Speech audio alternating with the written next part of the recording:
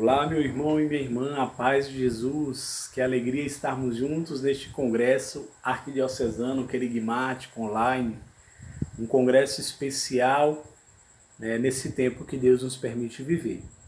Eu me chamo Lucivânio de Assis e sou casado com Lidiane, somos pais do Emanuel e participamos do grupo de oração Jesus é Nossa Vida. Nesse tempo especial também, Deus me convidou para estar à frente da RCC Piauí, orando por cada um e por cada uma desse nosso estado maravilhoso, o mais católico do Brasil. E o tema da nossa pregação de hoje é: Jesus soprou sobre eles e disse-lhes: recebei o Espírito Santo. Olha que maravilha! Então nós vamos caminhar refletindo sobre essa temática, sobre o senhorio de Jesus, sobre as consequências desse receber o Espírito que Jesus nos comunica e também sobre o que é ter uma vida no Espírito. Que maravilha é ter uma vida no Espírito. Eu convido você a pegar a sua Bíblia, você que está anotando também, anota aí. O Evangelho é o de João, capítulo 20, versículos do 19 ao 22. Tá bom? Vamos juntos fazer essa leitura maravilhosa. João 20, do 19 ao 22. A palavra de Deus é muito clara para nós.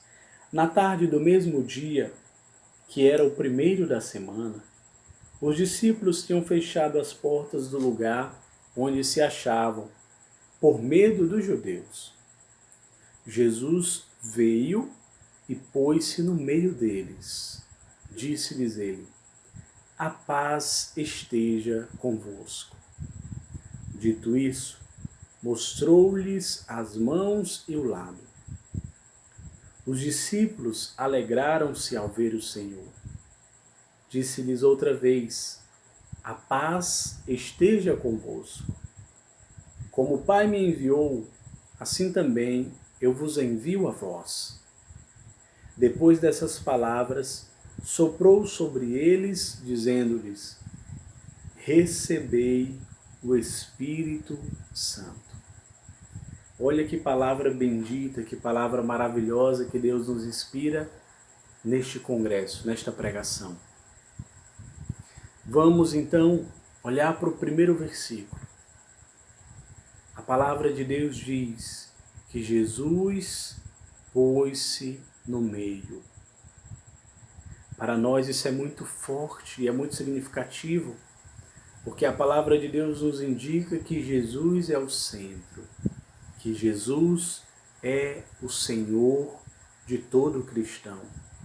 Quando eu e você, meus irmãos, aceitamos Jesus como Senhor e Salvador, o único de nossa vida, nós estamos colocando Jesus no centro. E eu te pergunto, quem está sendo o centro da tua vida neste momento? É Jesus mesmo? Ou será que é você? Será que é o seu trabalho? Que são as suas paixões? Quem está ocupando o meio? Quem está ocupando o centro? A primeira coisa desta pregação que o Espírito, que Deus quer te tocar é: Jesus precisa ser o centro. Se Ele é, glória a Deus. Se Ele não está sendo mais, precisa voltar agora. Tire todas as coisas que estão ocupando o centro da tua vida. A doença, a preocupação, o medo, o orgulho, enfim, todas as coisas. Tira tudo isso e deixa Jesus ocupar o centro. E aí nós vamos ficar felizes, alegres, como nos diz o versículo. Os discípulos alegraram-se ao ver o Senhor. Deixe Jesus ser o centro. Essa é a primeira coisa. Veja, quando Jesus é o centro da nossa vida, Ele traz para nós a salvação. O mistério divino de Cristo, desde a sua encarnação no ventre de Maria, até a sua ressurreição, ascensão, foi para uma coisa: para dar a mim e a você a salvação. Na cruz, na paixão, na morte, na ressurreição, esse mistério pascal, traz para nós como prêmio, como presente, como fruto, a vida eterna. Jesus traz para mim e para você a vida eterna. E veja que esta passagem de João 20, ela acontece logo após a ressurreição de Jesus. Então, Jesus ressuscitado hoje chega na tua casa, chega na tua mente, chega no teu coração e se coloca no centro, no meio. E Jesus sopra sobre mim, sobre você, sobre toda a arquidiocese de Teresina. Jesus sopra e diz: recebei o Espírito Santo. E o que significa então receber o Espírito Santo? O que é receber o Espírito Santo? Nós podemos pedir ajuda em outro versículo bíblico, que também nos é muito caro, em Atos dos Apóstolos, no capítulo 1, versículo 8. Você lembra o que diz? Mas descerá sobre vós o Espírito Santo e vos dará força, e sereis o quê? Minhas testemunhas. Aleluia. É isso mesmo. Sereis minhas testemunhas. Receber o Espírito Santo significa ser uma testemunha de Jesus. Quando Jesus sopra esse Espírito sobre os discípulos, ele está dizendo: eu quero que vocês sejam minhas testemunhas. Eu quero que você seja sal da terra, luz do mundo. Eu quero que você brilhe a minha glória onde você estiver. Ser testemunha de Jesus, meu irmão, é nada mais, nada menos do que ser santo. É fazer o que Jesus faria. Em todas as coisas que nós formos fazer, perguntar: Jesus, o que o Senhor faria nessa situação? Jesus, isso aqui que eu estou fazendo vai testemunhar o Senhor ou vai dar um contra-testemunho do Senhor? Isso aqui que eu estou fazendo agora, esse pensamento, essa atitude, essa decisão, essa intenção do meu coração, ela vai ajudar as pessoas a te amarem mais, a se achegarem a ti, ou ela vai dizer: ah, não vale a pena ser cristão, então elas vão se afastar de ti. Receber o Espírito Santo significa dar testemunho de Jesus. É para isso que nós recebemos o Espírito, para sermos cristãos autênticos, cristãos santos, outros cristos no mundo. O Espírito Santo, ele não vem sobre nós para nos fazer vaidosos, para nos fazer soberbos, para nos fazer juízes. Por que eu digo isso? Porque quando o Espírito Santo vem sobre nós, ele traz dons maravilhosos, dons espirituais, dons sobrenaturais.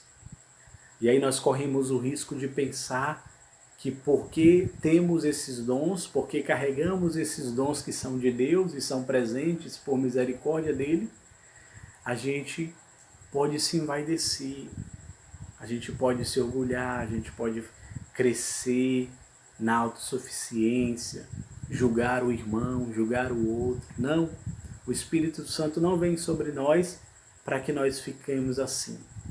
Não, o Espírito Santo vem para nos fazer humildes, santos, testemunhas de Jesus.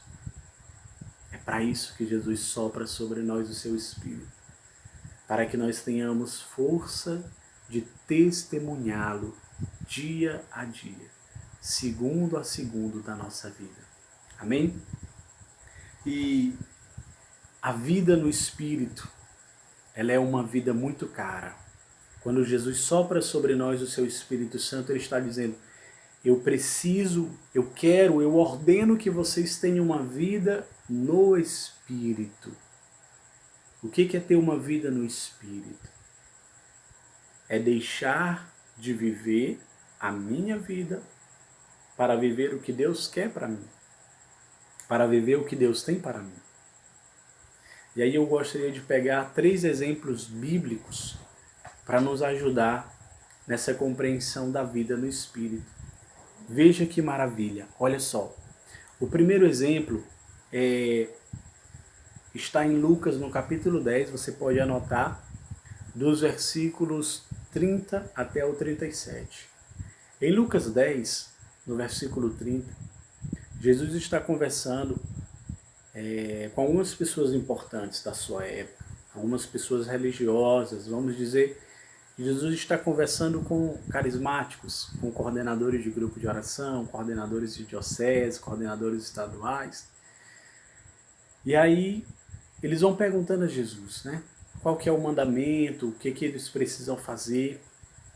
E eles tentam fazer uma pegadinha com Jesus, colocar Jesus em uma boca quente.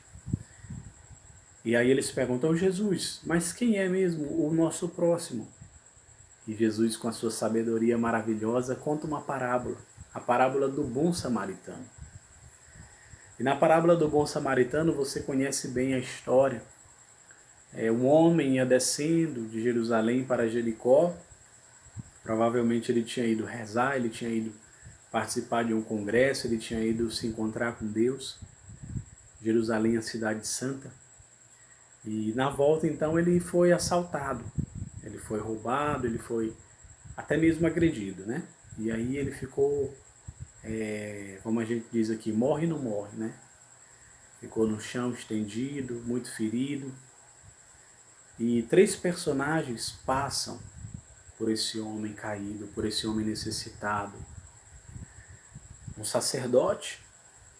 O sacerdote, eu gostaria que a gente visse aqui a imagem do servo, aquela pessoa que já conhece a Deus, que já tem missão na igreja, participa do grupo de oração, já canta, já prega, já intercede, já ora pela cura. Enfim, todos os ministérios que a gente conhece no nosso movimento. Então, o sacerdote é esse consagrado a Deus, totalmente entregue a Deus. E ele já está ali envolvido no serviço. Mas o sacerdote não para. Até porque ele não podia parar, porque era proibido, né? Ele estava indo para a igreja, estava indo para o templo, e ele não podia se sujar, se manchar com aquele pecador, né? Com aquela pessoa impura.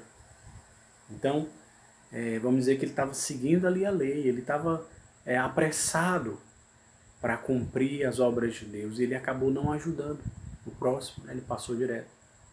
E aí depois veio um levita. O levita nós vamos comparar com uma pessoa que sabe muito, sabe tudo da Bíblia, sabe tudo do catecismo da igreja, sabe tudo da paróquia, sabe tudo sobre o grupo de oração, já fez todas as formações. O levita é essa pessoa experiente, aqueles mais antigos, né? Aqueles que sabem de cor e salteado toda a história da renovação, do grupo de oração. Vamos imaginar isso. Mas aquele levita, mesmo com todo o conhecimento do Evangelho, ele também não ajuda, não toca. Porque é impuro, porque a lei não permite. E aí então passa o samaritano. Vale lembrar que o samaritano não era respeitado, né? Porque ele não tinha uma vida dedicada a Deus, né? Ele não se dedicava ao templo de Jerusalém. Então o samaritano ele era tido como impuro, né? Em várias passagens nós vamos observar isso. Mas por incrível que pareça, esse samaritano agiu com misericórdia. Ajudou aquele homem caído. Esse samaritano foi sinal visível de Deus. Mesmo não conhecendo a Deus, mesmo não servindo a Deus no templo, mesmo não conhecendo a sua lei, mas ele viu o essencial. É tempo de buscarmos o essencial, irmãos. O que é ter uma vida no Espírito, segundo essa palavra de Lucas 10? Ver o essencial. Nós não podemos nos prender às regras, às leis, se isso não promove o irmão. Se isso não ajuda aquele que está caído. Se nós não agimos com misericórdia. É preciso ter um coração misericordioso. E isso é ter uma vida no Espírito. O segundo exemplo bíblico que eu quero partilhar com você é o Salmo 50. O Salmo 50 é um salmo onde nós pedimos perdão a Deus, onde nós dizemos que nós já nascemos na culpa, a nossa mãe já nos concebeu na culpa. Nós rezamos muito o Salmo 50, graças a Deus, né? E esse Salmo 50 ele está diretamente ligado a outra passagem bíblica. No segundo livro de Samuel, no capítulo 11, que foi o pecado de Davi. E você conhece bem Davi, o rei Davi. Quando o Espírito de Deus se move em mim, eu canto como o rei Davi, né? Então, o rei Davi é esse homem de Deus, um homem cheio do Espírito. Um homem que derrotou o gigante Golias com as suas 5 pedrinhas. Ele ainda muito pequeno, pastor de ovelhas, pequenino, enfrentou o gigante e o derrotou, pela graça de Deus. Então, realmente um homem cheio do Espírito. A palavra nos diz que Davi tinha um dom da música muito especial, excepcional, até que acalmava o rei, né? Que espantava os males, era um toque muito ungido da sua harpa, do seu instrumento. Então, Davi era esse homem cheio do Espírito, mas que a palavra nos narra, lá em 2 Samuel, capítulo 11, que Davi pecou, né? O adultério. Davi, naquela ocasião, a palavra começa dizendo que houve uma guerra e que Davi estava tão confiante no seu exército que não foi à guerra. Então, começa o erro aí. Deus enviou Davi para defender o povo, para defender Jerusalém. Mas ele não foi defender, ele não foi à guerra, ele não foi à missão. Deus tinha uma missão para ele, mas ele não foi cumprir. Ele preferiu ficar em casa, porque ele tinha certeza, ele estava autossuficiente de que iria ganhar a guerra. E nessa que Davi ficou em casa, irmãos, ele primeiro desobedeceu a Deus, não cumpriu a sua missão, foi o primeiro pecado. E depois, ficando em casa, ele estava passeando e viu uma mulher muito bonita tomando banho. E essa mulher era casada, e ele se apaixonou por essa mulher. E mesmo sabendo que ela era casada, porque a palavra nos diz que ele buscou saber quem era, buscou conhecer essa mulher. E mesmo sabendo que a mulher era casada, Betsabeia, ele dormiu com ela. E ali se relacionou com ela e a mulher engravidou. Então, um pecado gravíssimo na área da sexualidade. Um consagrado a Deus cometeu o pecado do adultério. E não parou por aí.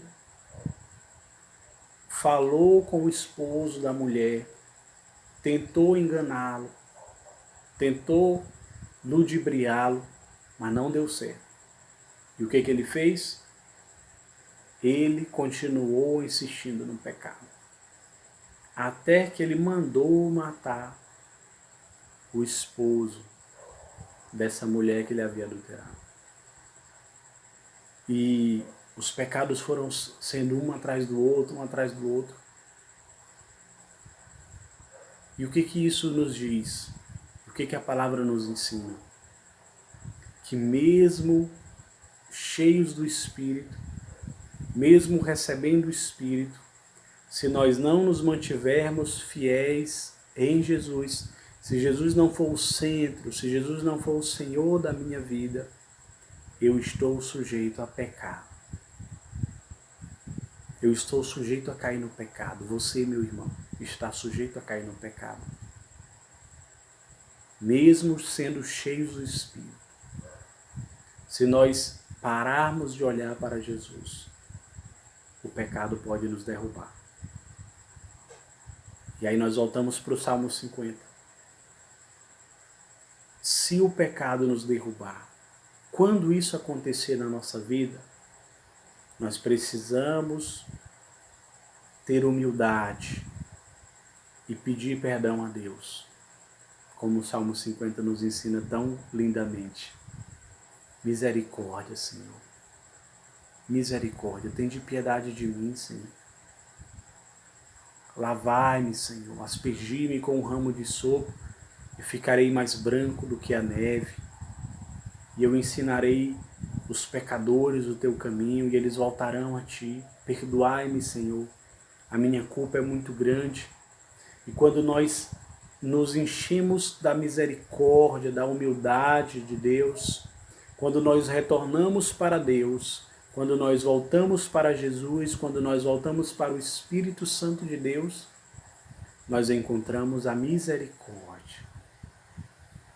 E a partir da misericórdia, Deus pode refazer completamente a nossa vida.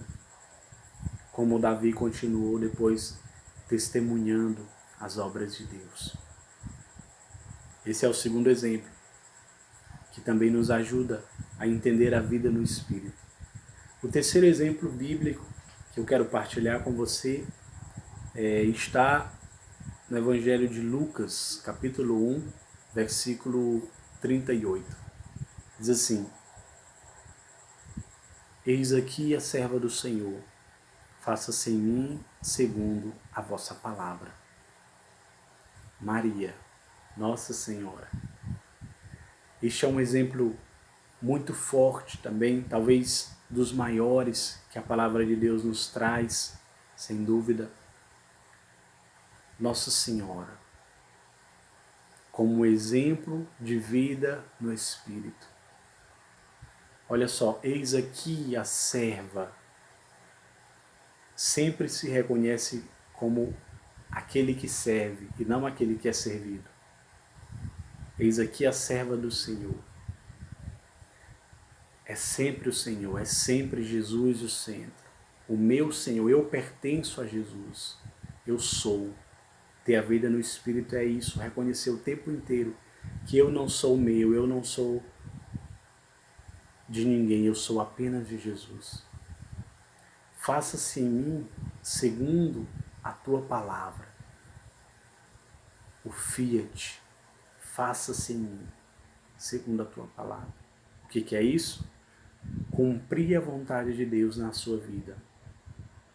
A vida no Espírito, ela está ligada diretamente à obediência de Deus, ao cumprimento da vontade de Deus em sua vida. O Evangelho nos narra a vida de Maria, irmãos, desde a Anunciação até a hora da cruz, a hora da Ascensão, a hora do Pentecostes, lá em Atos 1, Atos 2.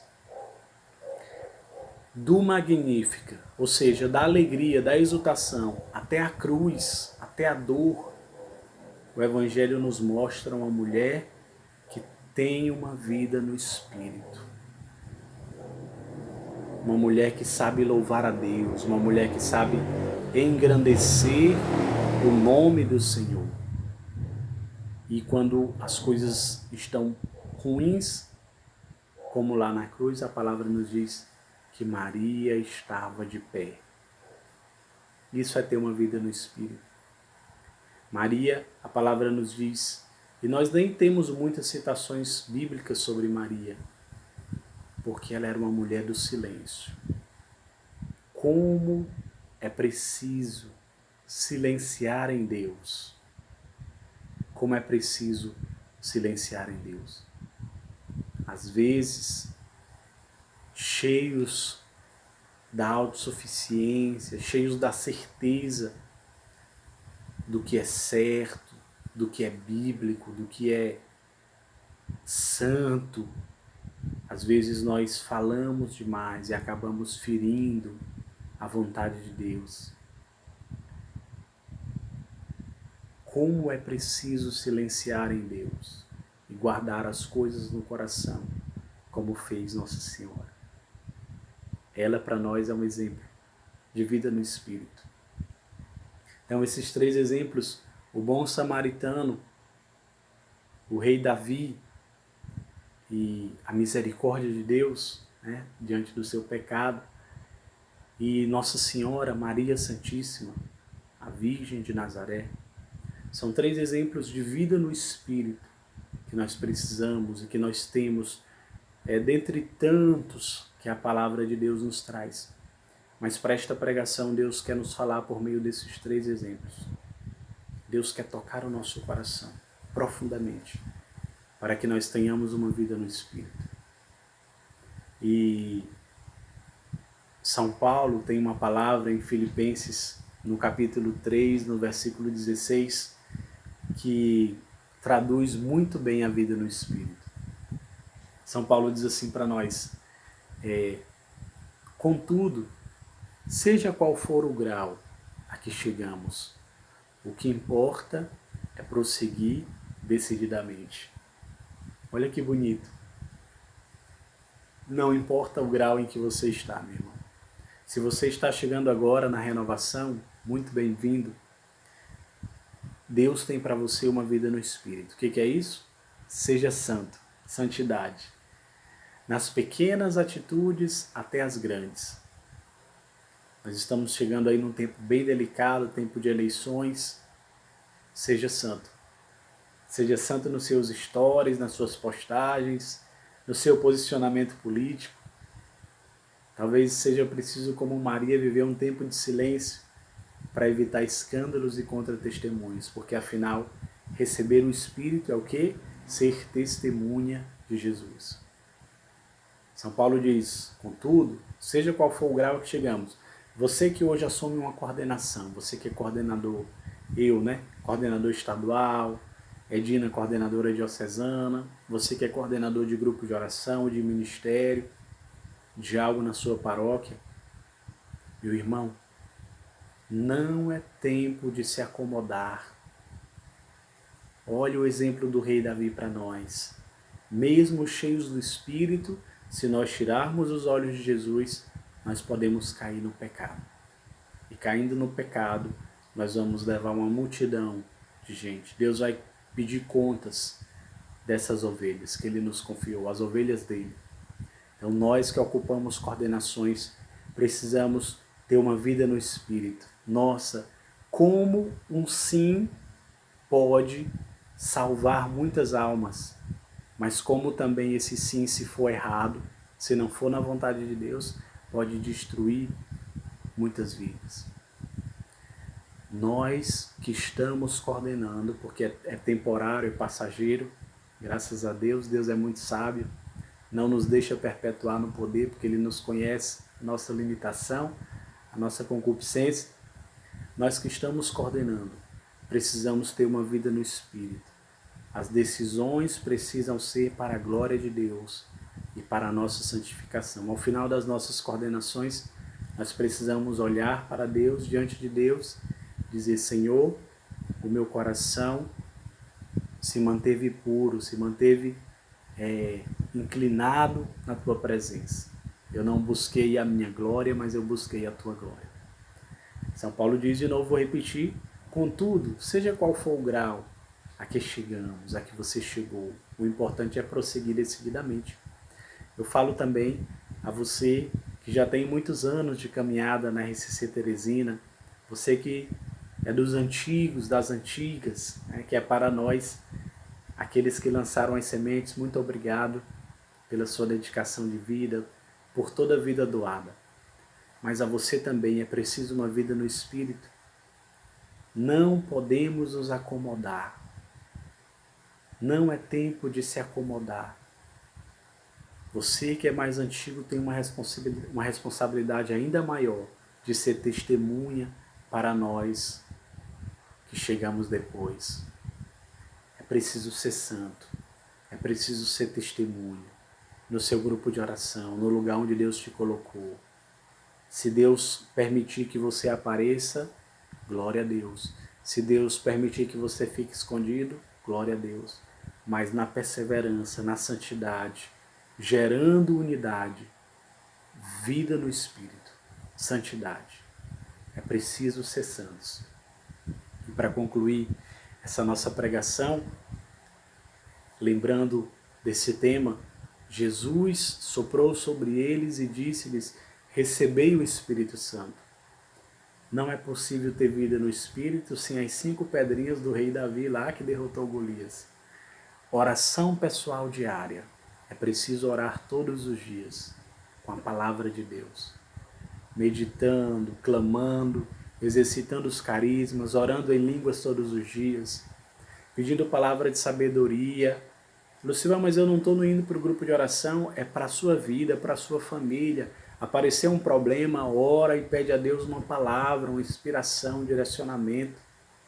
É preciso que rezar o terço com Nossa Senhora, o rosário, estar unidos a Nossa Senhora. Olha aí a segunda pedrinha que derrota o gigante.